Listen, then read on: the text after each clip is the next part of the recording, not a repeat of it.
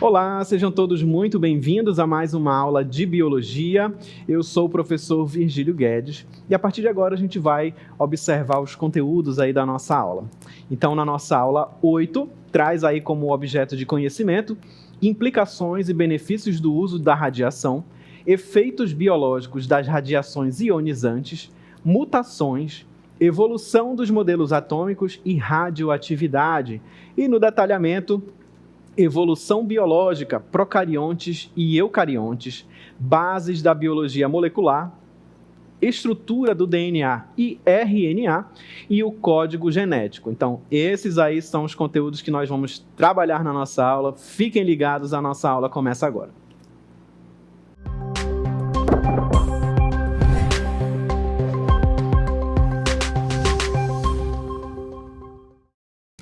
Muito bem, nessa aula a gente vai estudar um pouco mais sobre a origem da vida, né? As teorias, as hipóteses que formularam aí tudo que a gente sabe atualmente sobre a origem da vida.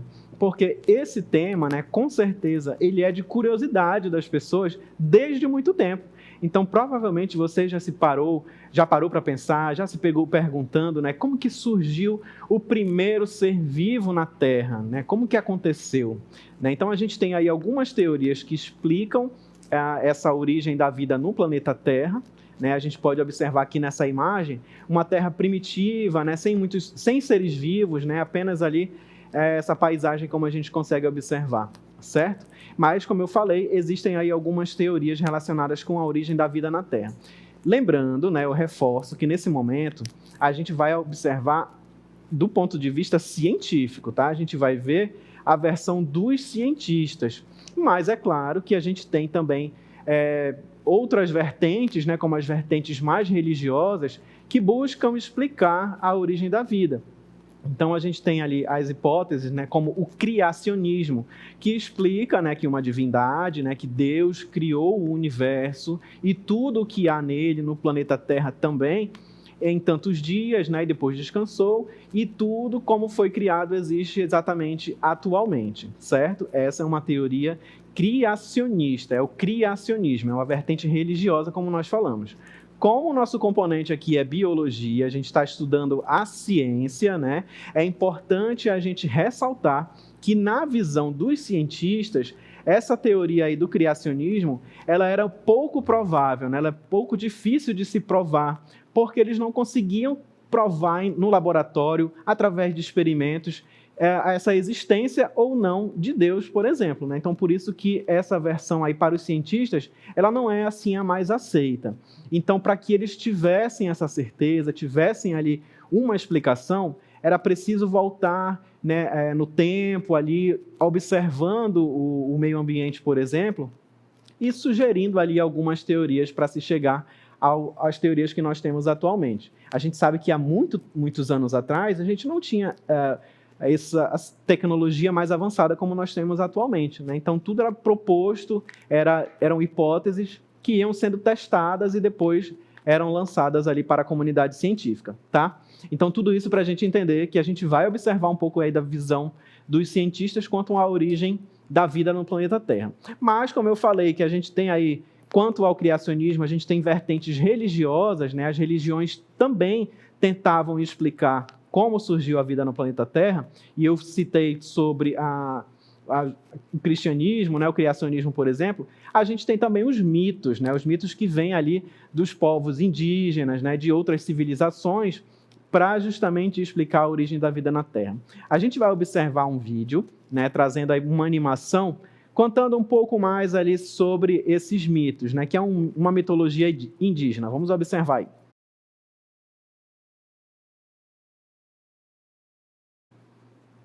Muito bem, então você observa aqui na nossa imagem Tupã, né, o deus da criação, do trovão e da luz, como você consegue observar aqui do lado.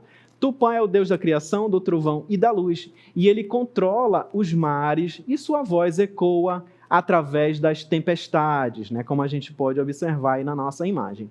Ele criou os primeiros seres humanos no topo de uma colina, onde hoje é a cidade de Areguá, uma cidade perto de Assunção, no Paraguai.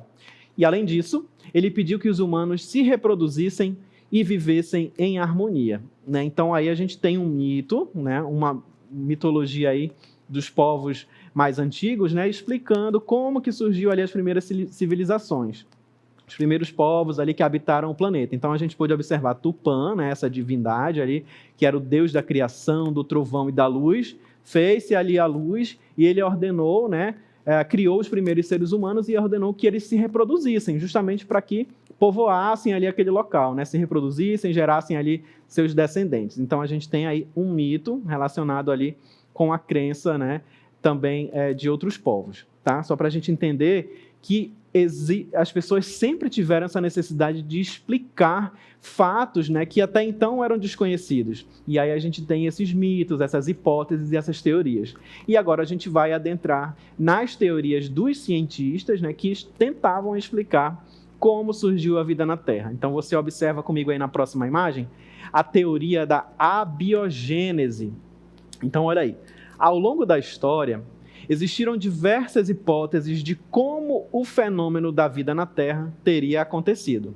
Na Grécia Antiga, por exemplo, os filósofos acreditavam que a vida poderia surgir espontaneamente a partir de roupas sujas e restos de alimento. Ou seja, né, parece que surgia do nada, espontaneamente parece que surgia do nada ali, a partir do quê? De roupas sujas e restos de alimentos. Tá? Então, olha aí, essa teoria da abiogênese, esse A, ele quer dizer ali uma negação, né? Sem o quê? Vida. Bio quer dizer vida. Então, essa teoria da abiogênese tentava explicar de que a vida surgiria espontaneamente, certo? Vamos ver aí, na próxima imagem, um pouco mais dessa explicação. Esta tese era definida por filósofos como Aristóteles, René Descartes e até Isaac Newton. E acreditava-se que a matéria bruta, matéria morta, continha um princípio ativo capaz de gerar criaturas vivas. Essa tese é conhecida como teoria da geração espontânea ou abiogênese. Olha só, observa essa imagem. Nós temos ali, lembra que nós falamos que poderia surgir, né, da roupa suja. A gente tem uma representação ali de uma roupa, né, usada, ou roupa suja, que era deixada ali no quarto por muito tempo, e aí acreditava-se o quê? Que algum princípio ali ativo que estivesse naquela matéria poderia originar a vida. Só que olha só o curioso, o que estava originando era um rato. Então você para pensar o seguinte, né? Deixou aquela roupa suja acumulada por muitos dias em um determinado local, o que vai acontecer? Vai aparecer algum ser vivo ali, né? Uma barata ou um rato, por exemplo, justamente por causa da sujeira, né? Que vai atraindo essas pragas.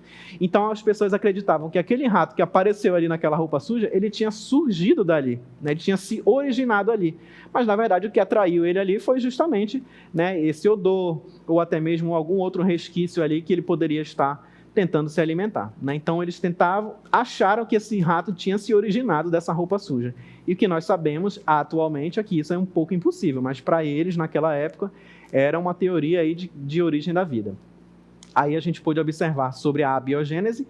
Agora a gente, seguindo esses estudos, né, eles puderam propor uma nova teoria, que é a teoria da biogênese. Agora a gente já tem a participação aí, ó, da vida, né? Bio, gênese quer dizer origem, né? E bio, vida.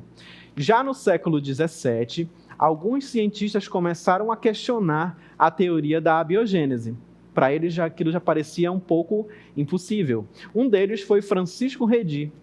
Para refutar essa ideia, Redi realizou diversos estudos, entre os quais o mais conhecido é o experimento dos frascos de vidro, que é o que a gente vai observar na próxima imagem. Então, Redi realizou ali seu experimento para contestar, né, justamente aquela teoria da teoria da geração espontânea, de que um ser vivo poderia se originar espontaneamente de um determinado local ou objeto. E o que ele fez? Colocou um pedaço de carne em um frasco e tampou, né? Lacrou ali muito bem aquele frasco, e ele pôde observar que não surgiu nem um ser vivo ali. Depois ele pegou e ele viu ali que um outro frasco, né? Ele cobriu com gaze. E aí ele pôde observar que aquela carne que ficou ali dentro daquele frasco, né, com o passar do tempo, o que vai acontecer? Ela vai estragar, vai emitir um odor mais forte e isso atrai moscas. E aí ele viu que as moscas estavam sendo atraídas por aquele cheiro daquela carne se decompondo, estragando ali. né? E o que acontecia, né? Essas moscas deixavam seus ovos ali, né? E aí ele pôde fazer um experimento depois sem nenhum tipo de tampa ou de vedação, sem gás nem nada, deixou ali o vidro aberto, e ele viu que as larvas que surgiam nessa carne era justamente porque uma mosca tinha ido lá e colocou os seus ovos, e desses ovos surgiram essas larvas. Então, para que se surgisse ali essa vida, que eram as larvas que eles tinham observado naquela carne, foi preciso que a mosca tivesse contato com a carne e depositasse seus ovos para originar essas larvas, né? Sendo que do nada, espontaneamente, não iria surgir as larvas dessa mosca naquela carne. Então, a partir desse experimento, o Redi pôde contestar, né, aquela teoria da geração espontânea, passar a propor aí a teoria da biogênese, certo? Vamos ver mais informações aí na próxima imagem. O naturalista italiano não foi o único a realizar experimentos para comprovar que a vida não surge de maneira espontânea. Em 1862, o microbiologista e químico francês Louis Pasteur realizou um importante experimento que complementava as conclusões de Redi, né? Então, ele pôde propor aí novas informações para complementar aquele experimento que a gente observou de Redi. E aí vocês vão ficar atentos agora a um vídeo, né, do experimento do Louis Pasteur e a gente já retorna. Por volta de 1860, com os experimentos realizados por Louis Pasteur, conseguiu-se comprovar definitivamente que os micro-organismos surgem a partir de outros pré-existentes. Os experimentos de Pasteur foram realizados com 4 frascos de vidro, cujos gargalos foram esticados e curvados no fogo após todos terem sido enchidos com caldos nutritivos. Logo em seguida, Pasteur ferveu o caldo de cada um dos 4 frascos, até que saísse vapor dos gargalos longos e curvos e deixou-os esfriar.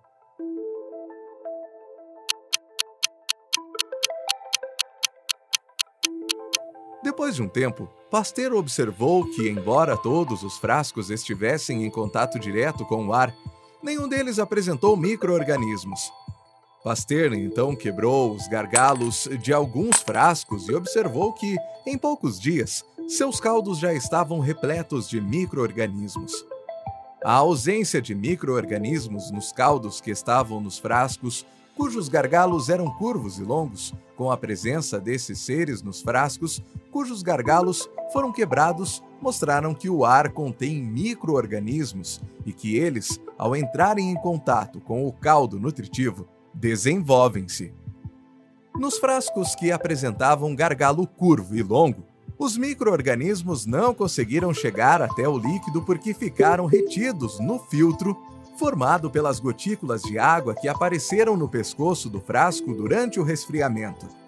Nos frascos que tiveram seu pescoço quebrado, o filtro formado pelo vapor deixou de existir, deixando o líquido vulnerável aos micro-organismos, que, uma vez em contato com o líquido, encontraram condições adequadas para o seu desenvolvimento. Vimos aí agora um pouco mais desse experimento, né, de Louis Pasteur, para confirmar um pouco mais do experimento de Redi, né, trazer mais informações da teoria da biogênese, certo? E é importante a gente observar também outras hipóteses, né, de outros cientistas ali, como Oparin e Haldane. Olha só, na nossa próxima imagem, a gente tem algumas imagens desses cientistas, né, que puderam propor aí outras informações, né, para eles, trazendo aí outros experimentos para tentar explicar como que a vida surgiu, né, lá na Terra primitiva. A gente vai observar aqui uma animação que traz um pouquinho dessa representação aí da Terra primitiva, né, naquela época ali onde não existia ainda seres vivos, né, não tinha planta, não tinha animais nenhum nessa região. E o que a gente pode observar nesse local, né? Nós temos ali, ó, bastante incidência, né, de radiações, da radiação solar.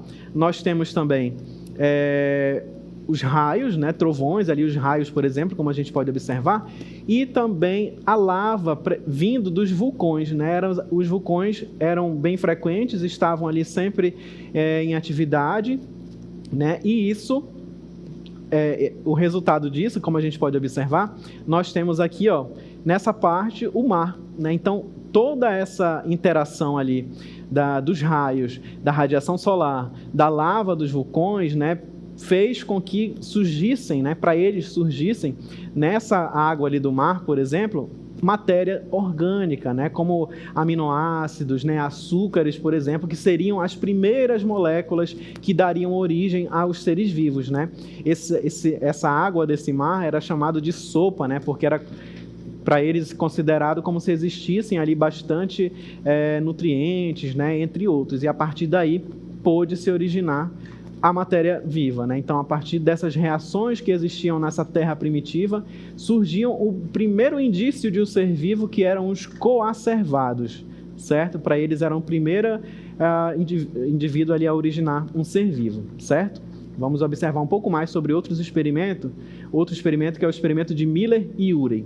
Os norte-americanos Stanley Miller e Harold Urey testaram a hipótese de Oparin-Haldane em laboratório em 1953. Né, a gente viu aquela teoria anterior, lá que a gente mostrou aquela imagem, né, dos raios, dos vulcões, que era de Oparin-Haldane.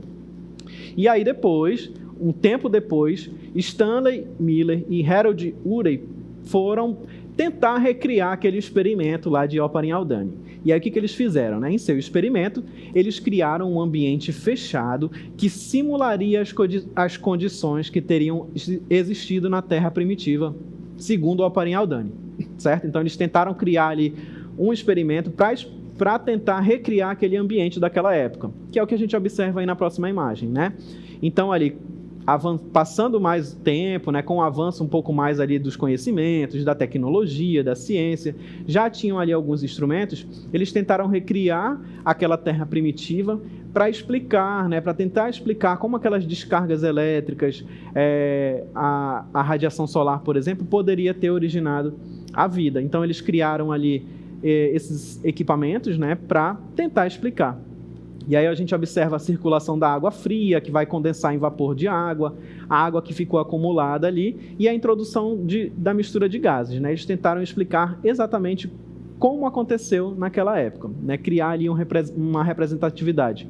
E aí a gente pode observar um pouco mais da história da Terra. A gente tem aí uma linha do tempo para a gente compreender alguns fatos, né, que surgiram ali, que aconteceram desde esse tempo ali, 5 bilhões de anos atrás. A gente observa o surgimento das primeiras moléculas de aminoácidos, né, como a gente pôde observar em esquemas anteriores. 4 bilhões, né, avançando aí a nossa linha do tempo, 4 bilhões de anos, a gente observa o surgimento das primeiras moléculas de ácidos nucleicos. Depois, a gente visualiza aí o surgimento dos primeiros seres vivos anaeróbios, os fermentadores. Em seguida, nós temos o surgimento dos primeiros seres autótrofos, né, ou autotróficos, aqueles que fazem a fotossíntese. E aí, depois, o surgimento dos primeiros seres aeróbios, né, aqueles que possuem respiração aeróbica. Depois, o surgimento dos invertebrados e, por fim, o surgimento dos vertebrados até chegar na atualidade. Então, nessa linha do tempo, para a gente observar ali todo esse retrospecto aí, toda essa retrospectiva para a gente visualizar como que foi surgindo a vida na Terra há bilhões de anos. Mas e aí? Como teria surgido a vida na Terra afinal? Todas as linhas de pensamento a respeito da origem da vida na Terra contribuíram para a construção de grande parte dos conhecimentos sobre o assunto. Contudo, sozinhas, essas ideias ainda não são capazes de explicar como a vida teria ocorrido de fato. A teoria mais aceita no momento é a de que o primeiro organismo vivo teria surgido a partir de uma célula primitiva. E aí, na sequência, a gente observa ali o químico John David Sutherland, que foi responsável por elaborar um experimento que sustenta essa hipótese. Sutherland foi capaz de produzir em laboratório os precursores para a formação de moléculas de RNA e de moléculas de lipídios, partindo de um mesmo conjunto de compostos químicos e de condições que poderiam estar presentes na Terra primitiva, certo? E aí a gente vai observar os estromatólitos, né, como evidências de vida na Terra primitiva. Primeiro a gente observa ali as cianobactérias na superfície do estromatólito.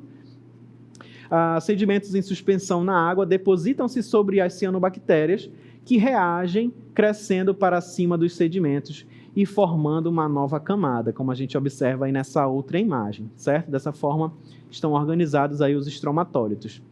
E aí, na sequência, a gente observa um pouco sobre a evolução das células. Os estromatólitos, que a gente comentou anteriormente, sugerem que as células procarióticas já existiam antes de 3,5 bilhões de anos atrás.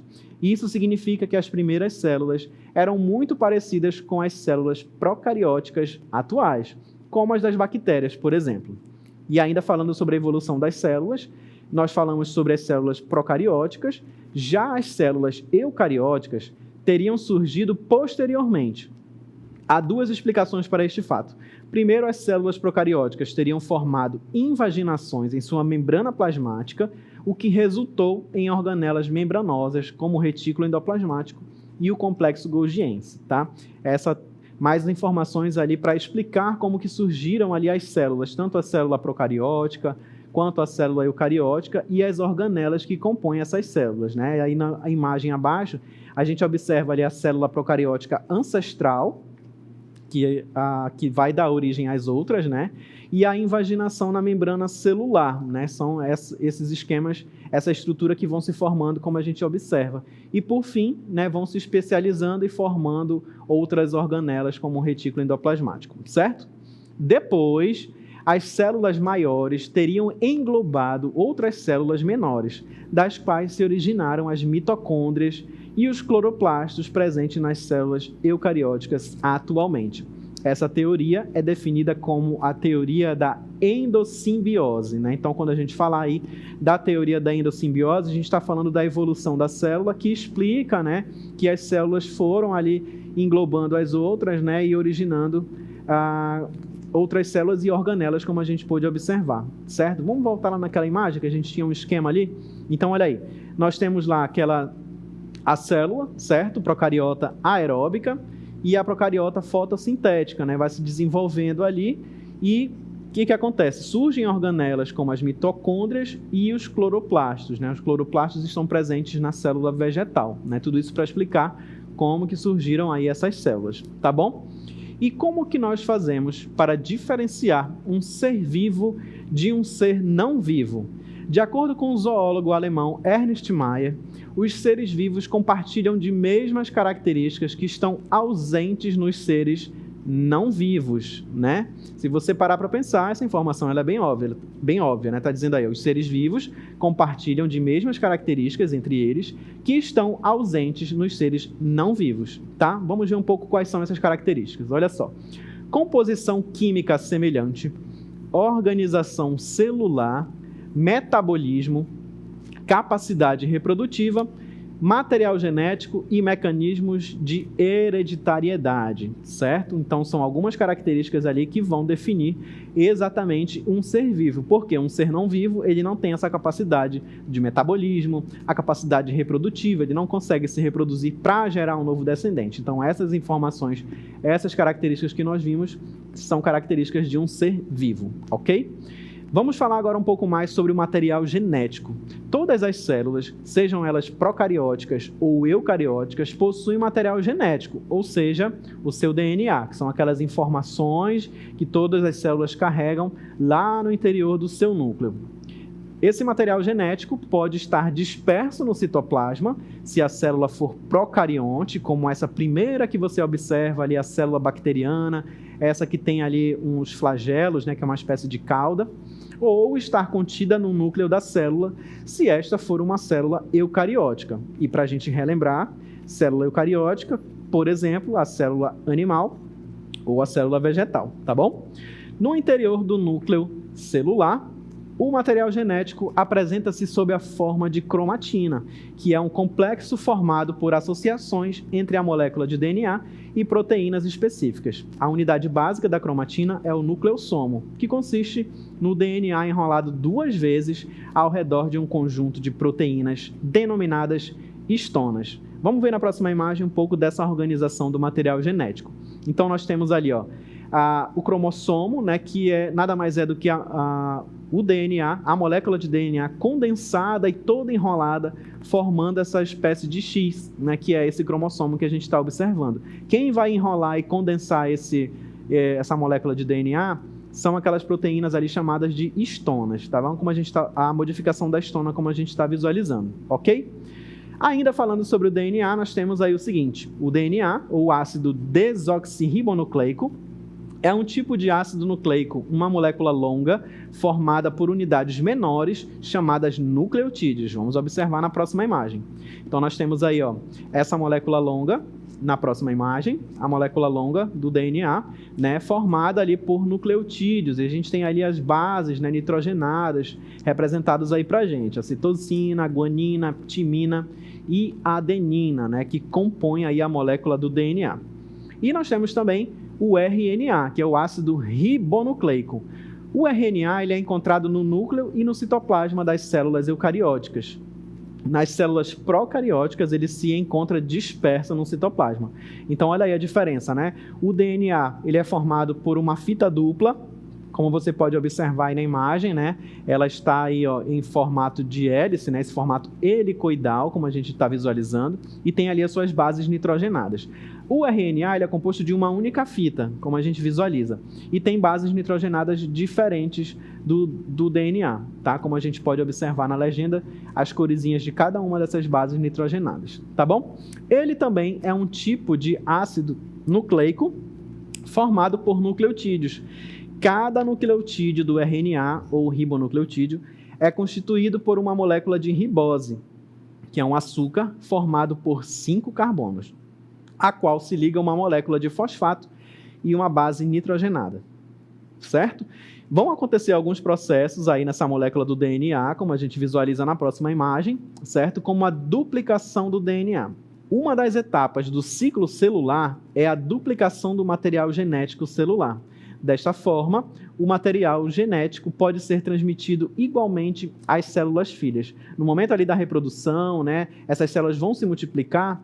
Para que ela possa se multiplicar e gerar novas células filhas, antes disso ela vai se duplicar. Ela vai formar um clone dela mesma, né? Ela vai se duplicar. A gente vai entender melhor na nossa animação. Fica ligadinho aí. Duplicação do DNA. As ligações de hidrogênio existem entre as bases nitrogenadas de cada fita são rompidas por enzimas específicas, permitindo a abertura da dupla fita de DNA. Cada fita funciona como molde para a formação de uma nova fita complementar.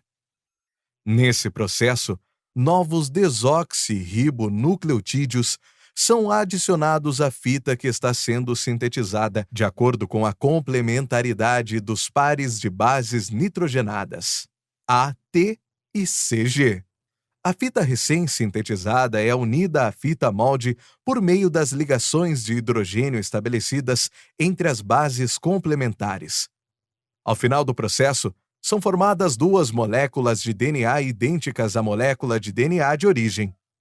As moléculas de DNA sintetizadas apresentam 2 fitas, uma proveniente da molécula de DNA original e uma recém-sintetizada. Muito bem, a gente pode observar um pouco mais dessa duplicação da molécula do DNA, né? E tudo isso justamente porque a gente está falando do material genético que contém ali no interior das células, né, as informações que os indivíduos vão apresentar. E para que essa característica possa passar para os outros indivíduos, né, acontecem aí esses processos. A gente vai observar agora um outro processo que é a síntese de proteínas. Para que uma característica seja expressa em um ser vivo, é necessário não apenas que este possua a informação genética em seu DNA, mas também que essa informação seja lida e traduzida na forma de uma proteína. Lembra que nós já comentamos, já estudamos em outras séries também, que a gente herda características aí dos nossos pais, né? Eles estão presentes no nosso DNA. Mas não basta estar lá essa informação. Ela precisa ser lida e traduzida. Então, olha aí, o DNA, né, ele vai fazer alguns processos, como a transcrição e a tradução, que é na forma de uma proteína, como a gente pôde observar. ok? Na outra imagem, a gente observa um exemplo da anemia falciforme, né? Que é quando algo acontece nesse momento ali da síntese de proteínas, por exemplo. A hemoglobina normal, você observa, formada normalmente, e aí a gente tem uma mudança ali nessas bases nitrogenadas, né? Quando acontece ali um erro. E aí nós temos uma hemoglobina anormal, e o indivíduo pode apresentar uma doença que é conhecida como anemia falciforme, certo? E ainda sobre esses processos, a gente tem a transcrição e a tradução. Na transcrição, a sequência de DNA de um gene é reescrita usando nucleotídeos de mRNA. Tá? A gente tem ali a molécula do DNA, ela vai ser reescrita agora utilizando, né, uma molécula de RNA, certo? Na tradução, a sequência de nucleotídeos do mRNA é traduzida na sequência de aminoácidos de um polipeptídeo, que são proteínas, ok? As células decodificam mRNAs, lendo os seus nucleotídeos em grupos de 3, que são chamados códons. Cada códon representa um aminoácido específico. E o conjunto completo de correspondências entre códons e aminoácidos é conhecido como código genético, certo? Muito bem, tudo isso para a gente compreender um pouco mais sobre a origem da vida no planeta Terra, o material genético, né, e como surgiram também as células. Espero que vocês tenham compreendido, tenham curtido aí a nossa aula e a gente se vê na próxima.